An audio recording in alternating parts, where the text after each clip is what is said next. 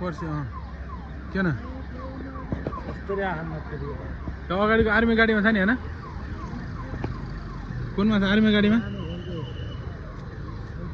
बसमा हो त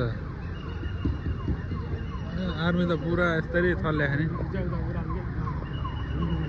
बनाइरहन्छ सबैले के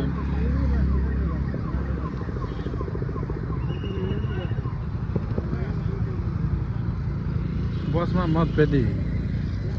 कार्यालय तुलसीपुर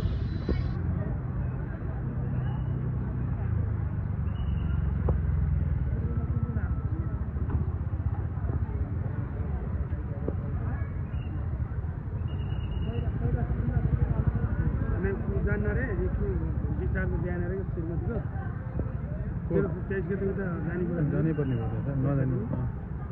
म जान्छु